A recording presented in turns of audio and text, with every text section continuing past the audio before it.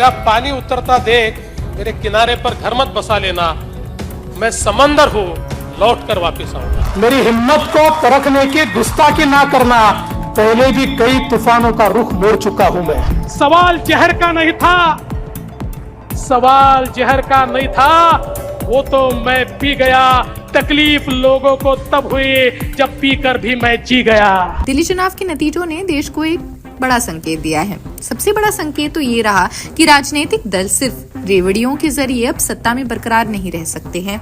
इससे ज्यादा जरूरी अब ये है कि बुनियादी सुविधाएं दी जाए, अच्छी सड़क, साफ पानी पर जोर दिया जाए। लेकिन क्योंकि अरविंद केजरीवाल कई दूसरे मोर्चों पर फेल रहे, नतीजा ये रहा कि उन्हें अपनी सीट तो गंवानी ही पड़ी। आम आदमी पार्टी भी सत्ता से बेदखल हो गई। अब एक तरफ दिल्ली में रेवड़ियों का जलवा फीका पड़ा, तो वहीं दूसरी तरफ महाराष्ट्र में महायुति के लिए नई चुनौतियां खड़ी हो चुकी हैं। असल में इस समय मुख्यमंत्री देवेंद्र फडणवीस अपनी उन योजनाओं को जारी नहीं रख पा रहे हैं जहां पर सबसे ज्यादा फ्री का तड़का लगा हुआ था।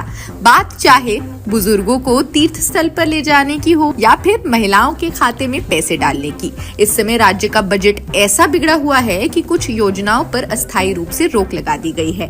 ये बात ध्यान रखें कि मुख्यमंत्री तीर्थ योजना पिछले साल जून में शुरू की गई थी। ऐसा माना गया कि उस चुनाव में महायुति की जीत में एक अहम भूमिका इसी योजना ने निभाई, लेकिन अब वही योजना बड़ी सरदर्दी बन चुका है। आर्थिक विभाग के एक अधिकारी ने इंडियन एक्सप्रेस को बताया, सरकार अपने खर्च कम करने पर जोर दे रही है। इसी वजह से कई योजनाओं की समीक्षा की जा रही है और उन्हें कुछ वक्त के लिए रोका भी जा सकता है। वैसे ये मुद्दा भी इस वजह से उठा क्योंकि राज्य सरकार अयोध्या जाने के लिए 25 करोड़ का फंड नहीं जुटा पाई है। इसी योजना के तहत बुजुर्गों का एक जत्था अयोध्या जाना था, लेकिन उसमें लगातार देरी हो रही है। ये अलग बात है कि इस योजना को सुपरवाइज कर रहे राज्य के सोशल वेलफेयर कमिश्नर ने दो टूक कहा कि महाकुंभ की वजह से अयोध्या की 13 ट्रिप में देरी हुई है। महाकुंभ के बाद तारीखों पर मुहर लगा दी जाएगी। इसके बाद पूरी ट्रिप की भी तैयारी होनी है। वैसे इस समय महाराष्ट्र में सिर्फ तीर्थ योजना को लेकर ही पैसों की दिक्कत नहीं आई है। शिव भोजन थाली योजना, आनंदचा शिघा योजना को लेकर भी ऐसी खबरें आ रही हैं। एक योजना के जरिए गरीबों को खाने की थाली दी जाती है, तो वहीं दूसरी योजना के तहत जरूरी राशन मिलता है।